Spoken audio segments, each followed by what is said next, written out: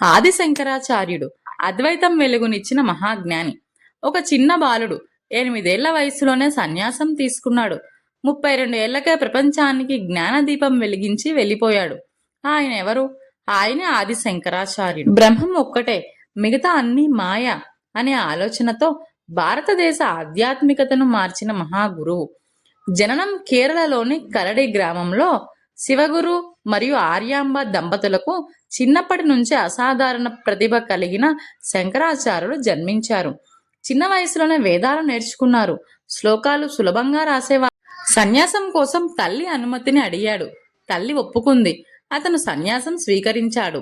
గురువు గోవింద భగవత్పాద గురువులు. నర్మదా నది తీరంలో విద్యాభ్యాసం నేర్చుకున్నాడు. ఇక్కడ ఆయనకు అద్వైత వేదాంతం లోతైన అవగాహన కలిగింది. బ్రహ్మం అంటే ఏమిటి అనే జ్ఞానం కూడా ఇక్కడే కలిగింది. ఆయన ప్రధాన సిద్ధాంతం అద్వైతం. రెండు లేవు, ఒక్కటే ఉంది.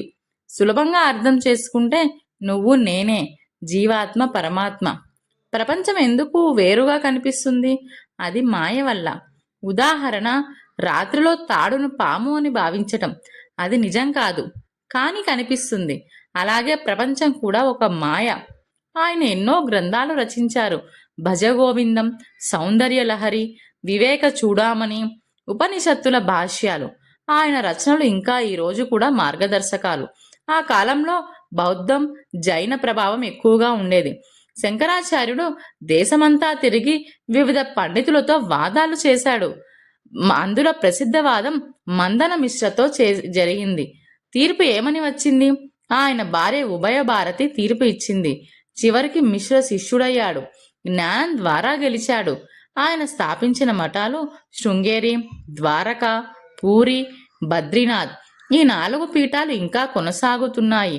దేశాన్ని ఒక ఆధ్యాత్మిక తాటిపైకి తీసుకువచ్చాడు. ఆయన వల్ల హిందూ ధర్మం పునరుద్ధరించబడింది. వేదాల ప్రాముఖ్యత పెరిగింది. భక్తి మరియు జ్ఞానం కలిపి చూపించాడు. జ్ఞానం లేకుండా మోక్షం లేదు అని చెప్పాడు. వయసు కేవలం 32 సంవత్సరాలు. మరణం హిమాలయ ప్రాంతంలో జరిగింది. చిన్న జీవితంలోనే అనంతమైన ప్రభావం చూపించాడు. ఆయన మనకు నేర్పింది ప్రపంచం తాత్కాలికం, నిజం ఒక్కటే, బ్రహ్మం. మనలోనే దేవుడు ఉన్నాడు. తనని తాను తెలుసుకుంటేనే మోక్షం వస్తుంది. ఒక చిన్న బ్రాహ్మణ బాలుడు భిక్ష కోసం ఒక ఇంటికి వెళ్ళాడు. ఆ ఇంట్లో ఉన్నది పేదరికం మాత్రమే. కానీ ఆ ఇంటి మహిళ ఇచ్చింది ఒక ఆమ్లక ఫలం, ఉసిరికాయ. ఆ చిన్న బాలుడు ఎవరు? ఆయనే ఆది శంకరాచార్యుడు. ఆ ఒక్క ఫలం వల్ల ఆకాశం నుంచి బంగారం వర్షం కురిసింది. ఒకరోజు బాలశంకరుడు భిక్ష కోసం ఒక పేద బ్రాహ్మణ గృహానికి వెళ్ళాడు. ఆ ఇంట్లో తినడానికి కూడా ఏమీ లేదు. అయినా ఆ గృహిణి ఎంతో భక్తితో ఒకే ఒక్క ఉసిరికాయ ఇచ్చింది. ఆమె మనసులో భక్తి ఉంది, దానం చేయాలనే కోరిక ఉంది. కానీ దురదృష్టం ఆమెను అడ్డుకుంది. ఈ దృశ్యం చూసి శంకరాచార్యుడు హృదయం కలిగిపోయింది.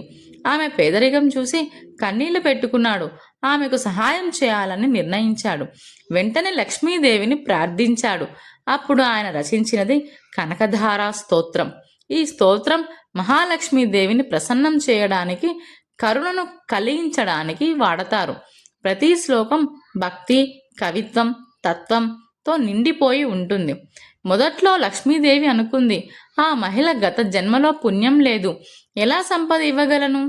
కానీ శంకరాచార్యుడు చెప్పాడు, ఆమె ఇచ్చింది తన దగ్గర ఉన్న చివరి దానం. ఆ భక్తి చూసి లక్ష్మీదేవి కరుణించింది. వెంటనే ఆ ఇంటిపై బంగారు వర్షం కురిపించింది. దాన్నే కనకధార అని పిలుస్తారు. కనక అంటే బంగారం, ధార అంటే ప్రవాహం. అంటే బంగారం ప్రవాహంలో కురిసే కరుణ.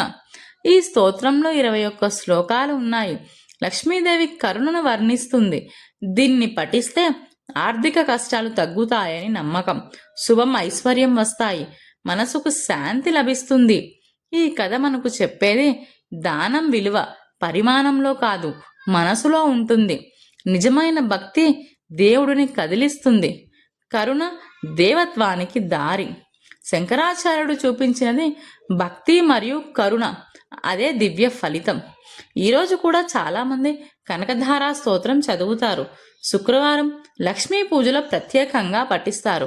మన జీవితంలో కష్టాల సమయంలో ధైర్యాన్ని ఇస్తుంది, ఆశ కలిగిస్తుంది. ఒక ఉసిరికాయ, ఒక చిన్న దానం, ఒక మహాకరుణ గల హృదయం, ఇవన్నీ కలిసినప్పుడు బంగారం వర్షం కురిసింది. ఇదే కనకదార స్తోత్రం మహిమ మరియు ఆది శంకరాచార్యుల కరుణ. మన దగ్గర ఎంత ఉంది అనేది ముఖ్యం కాదు, మనం ఎంత ప్రేమతో ఇస్తామనేది ముఖ్యం.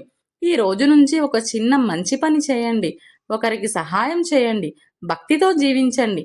అప్పుడు మీ జీవితంలో కూడా కనకధార ఆశీర్వాదాల వర్షం కురుస్తుంది. జై శ్రీరామ్. జై శంకరాచార్య.